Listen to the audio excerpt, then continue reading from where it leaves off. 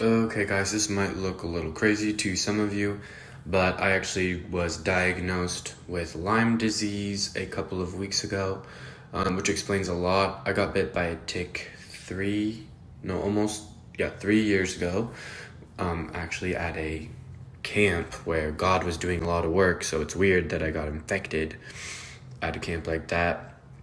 The devil trying to ruin stuff. But anyways, so this is what I take every day to try to manage my symptoms. So this is everything I'm doing. These I don't take every day, but I take sometimes. And I can explain a little bit of what these are all for. So yeah, it looks kind of overwhelming, but it's a learning curve and it's important. And it helps me feel like I'm not going crazy. So I'll talk a little bit more about my symptoms and what these are for later. Okay, so my symptoms. So I got bit 3 years ago, and ever since then, my energy and my mental alertness has gone down a lot. Like I began even just mixing up letters when I was writing, which has never happened to me.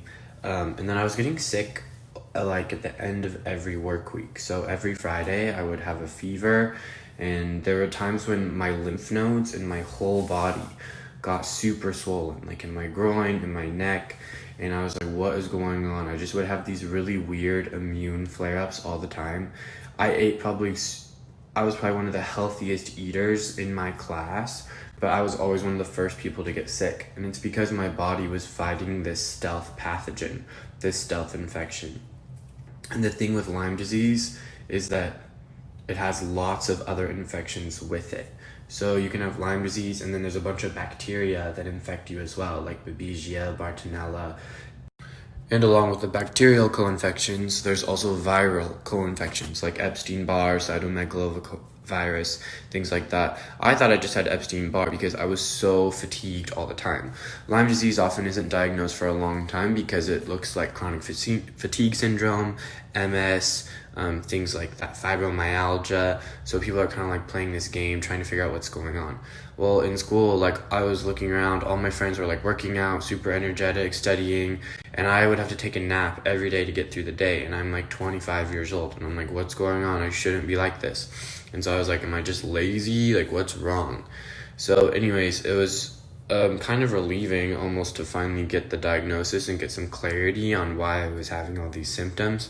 But anyways, Lyme is just a beast. It creates these little bacterial cities and colonies and makes biofilms, so your own immune system can't detect it. As your symptoms get worse and as the disease progresses, a lot of times it begins to attack the nervous system. So that means your brain and your nerves. So I started having these just really crazy mood swings where I would just be so mad at the world and really really depressed. And I'm not like that. I'm a very positive person. I'm usually not mad at anybody. And so these irrational storms of anger were frightening to me. And it turns out I have Lyme disease in my brain, and when the infection or when the immune system starts attacking the Lyme, it causes inflammation in your brain, which can cause crazy mood swings. I also started getting burning fire feeling in my brainstem and also in my hands and my feet. So, and these are some of just the neurological symptoms of Lyme disease, of late stage Lyme disease, that also make it look like multiple sclerosis. Okay, so now that I've talked a little bit about the basics of Lyme, let me talk about what I'm taking and why. Okay, Antranex. This helps the liver clear histamine, so it just keeps inflammation down and can also help with skin issues. This one, Gut Clear by Panacea. This basically just keeps my microbiome functioning properly so that I can have as strong of an immune system as possible while my body is trying to get rid of this deep-seated infection. Let's talk about these. So these are 3 herbal tinctures that are really strong. So I'm only on 2 drops of each per day. And they attack the Lyme and the bacterial co-infections. So this one's for Bartonella, this one's for Babesia, and this one's for Lyme. So I'm on those. But when I take those, they stimulate the immune system and cause a lot of inflammation. And so I take these to help with the inflammation in the brain and from the immune response from these. And this helps me to not get those crazy mood swings. Let's talk about this. This is SP Cleanse.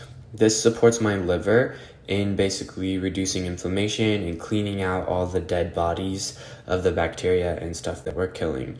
So this is just important. We need to support our liver to have a healthy body. This is one of my favorite herbs. It's called artemisinin. This actually won a Nobel Prize of Medicine by a Chinese female scientist who used it to help with malaria. So this is great for stealth pathogens, stealth bacteria, and stealth parasites. I also use wheat germ oil, and I apply to my scars and to my tattoos to help my acupuncture meridians heal and flow properly. Acupuncture meridians are actually remnants of embryological tissues and folds, so they need to be protected. And let's talk about both of these at once. So I take spleen desiccated, which is just basically a dehydrated, concentrated spleen organ supplement, and spleen chi, which is a homeopathic remedy. Basically, because Lyme has co-infections like viruses like Epstein-Barr, we really need to support the spleen as it supports immune function and deals with viruses. These I don't use every day, but this is a homeopathic for protein production support. And then this is just great for having fresh breath. So it just is echinacea, what else is it? Marshmallow, sage, calendula, echinacea, myrrh, and clove. So a lot of antibacterial and immune boosting herbs in this that I will sometimes spray before I put on my mask all day. Berberine active, this supports the digestive tract. And just it's usually great for H. pylori, which is a stomach infection. Milk thistle supports the liver. Okay, last two. Here's myrrh forte. This is great for the digestive tract. Again, it's great for stealth pathogens. And you usually only want to take this for about 4 days and then you take a break. So I don't take this one every day. But myrrh is also one of the things that the 3 wise men gave to Jesus at the nativity scene.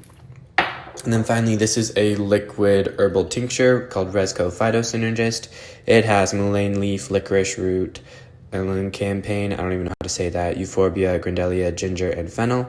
This is basically for lung support. So I am on some lung support because here in California, we are wearing masks all day, every day, and we also have tons of smoke in the air. So the combination of those two things can stress our lungs out a little bit. So that might be overwhelming, but that's everything that I take. So that might be overwhelming, but that is a lot of the stuff I'm on. I didn't include any of my healthy fats that I take because I get those mainly through my diet. But let me know if you guys have any questions or if you have Lyme disease or if any of the symptoms you're curious about.